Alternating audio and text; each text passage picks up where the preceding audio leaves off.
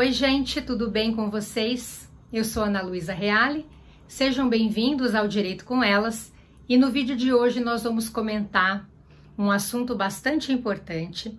Eu me deparei várias vezes por esses dias e certamente vocês também, com notícias que vinham mais ou menos com esse título: Inadimplente pode perder CNH, passaporte e ser barrado em concurso, decide STF. Vamos começar a falar sobre isso. Muita calma nessa hora. Vem comigo para você poder entender o que isso tudo quer dizer.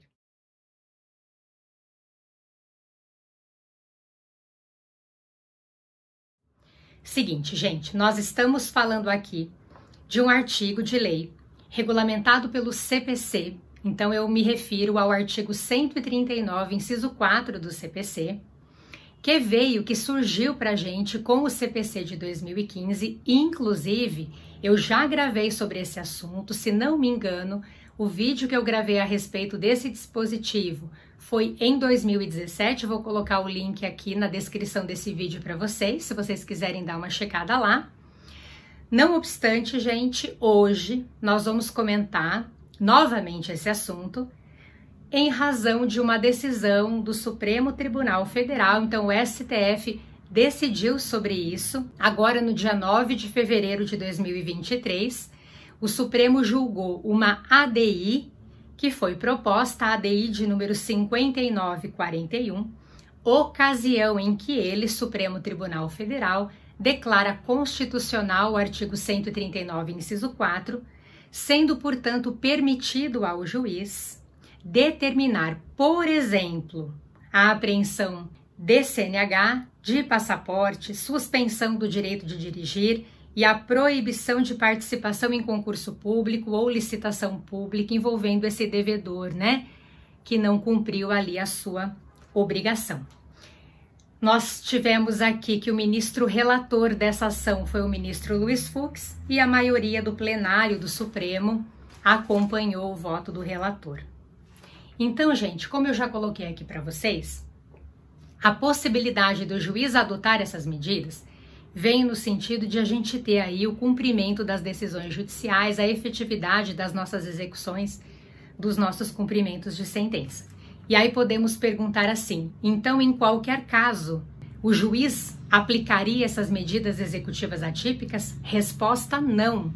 Claro que não, né? O próprio Supremo, quando ele fala a respeito dessa questão, ele diz que não pode haver violação a direito fundamental, que o juiz precisa considerar os princípios da razoabilidade, da proporcionalidade. Então, por exemplo, um devedor motorista de aplicativo não teria, né, suspenso seu direito de dirigir, a título de exemplo, né, atendendo a esses princípios que a gente mencionou. O Supremo também fala de maneira específica sobre resguardar-se os princípios da dignidade da pessoa humana, da menor onerosidade do executado, que também é um princípio regulamentado pelo CPC.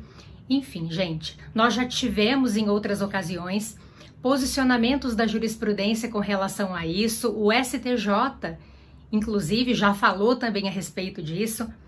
E a gente tem, no caso, a possibilidade, né, pessoal, de aplicação, de adoção dessas medidas por parte do judiciário, não como regra geral, não em qualquer situação, claro que não. Na realidade, muito pelo contrário. São medidas interessantes de serem aplicadas, envolvendo aquelas execuções ou aqueles cumprimentos de sentença que se alongam, que se arrastam, que tramitam há bastante tempo e de repente esse devedor não se manifesta muito ali, não, parece que ele não está muito interessado em cumprir aquela obrigação, de repente ele não se manifesta no processo, não propõe nenhum acordo ali para que aquele credor leve para casa aquilo que ele veio receber em juízo, aquilo que ele foi, né, receber em juízo. De repente, esse devedor, fora do processo, parece que ele tem um tipo de vida, ele leva uma vida diferente daquela que ele apresenta naquela relação processual. Enfim, gente, cada caso é um caso, porém, por óbvio, o juiz não vai sair aplicando as medidas executivas assim, ele vai analisar, né? Também a orientação no sentido de sempre o juiz adotar as medidas típicas regulamentadas pelo CPC e as atípicas em último caso. Enfim, nós estamos falando aqui de uma decisão polêmica, mas eu vou dizer para vocês, gente, que particularmente eu gosto do dispositivo. Eu fico pensando assim, no credor que foi em juízo buscar uma obrigação não cumprida que tem a ver com pagamento de quantia. Porque na realidade, pessoal, diz a lei que nesse caso o devedor ele vai ser citado ou intimado para pagar no prazo da lei, não havendo pagamento, penhora. Ou fase complicada nas nossas execuções, né? Ou nos nossos cumprimentos de sentença. Às vezes o credor busca, tenta lá, não consegue localizar patrimônio nenhum. Às vezes o devedor está escondendo o patrimônio, ocultando o patrimônio, dando aquele trabalhão para esse credor. E me parece, gente, que o sistema não tem muitas ferramentas muito efetivas para fazer com que esse devedor cumpra o quanto antes uma obrigação relacionada a pagamento de quantia.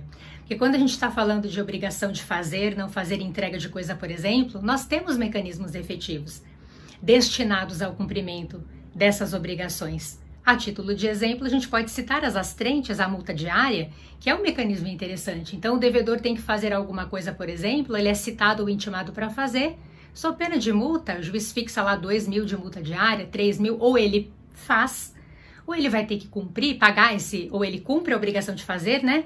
Ou ele vai ter que pagar o valor da multa fixada. Então, ele teme ter que pagar o valor daquela multa e resolve cumprir a obrigação de fazer. E quando a gente está falando de execução ou cumprimento de sentença que envolve pagamento de quantia, a gente verifica que o sistema não dispõe assim de tantos mecanismos, enfim. Então me parece bastante interessante, talvez como uma luz no fim do túnel para esse credor que tem que receber dinheiro do devedor pessoal e obter a satisfação do seu direito aí. Eu penso que o sistema, ele não pode dar as costas a esse exequente, né? Nem ao executado, por óbvio, né? Mas é preciso que a gente tenha mecanismos eficazes nesse contexto, na minha opinião. Ouvi também, fazendo o estudo desse assunto, né? Muita gente dizendo que nesse caso o devedor estaria respondendo pelas suas obrigações com seu corpo e isso violaria o princípio da patrimonialidade, que estabelece de maneira expressa que o devedor responde pelas suas obrigações com os bens que ele possui, né? E aí o CPC também, claro, né, ele fala sobre isso, a gente está falando sobre o princípio da patrimonialidade, e eu particularmente não entendo que exista violação a esse princípio de maneira nenhuma nesse caso, gente. O devedor, ele vai continuar respondendo pelas suas obrigações com o seu patrimônio, é isso que diz a lei.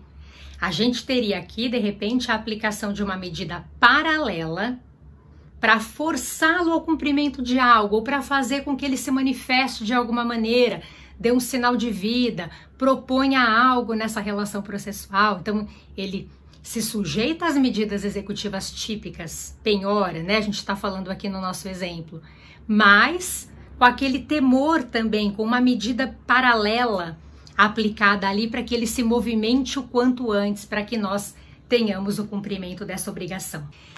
Acho que a regra é boa, tem que ser analisada com muita cautela. Me parece que o judiciário tem um certo receio mesmo de aplicar o artigo 139.4, talvez agora com esse pronunciamento do Supremo, né? Esse receio diminua um pouquinho, não sei, vamos ter que verificar como isso vai acontecer, né?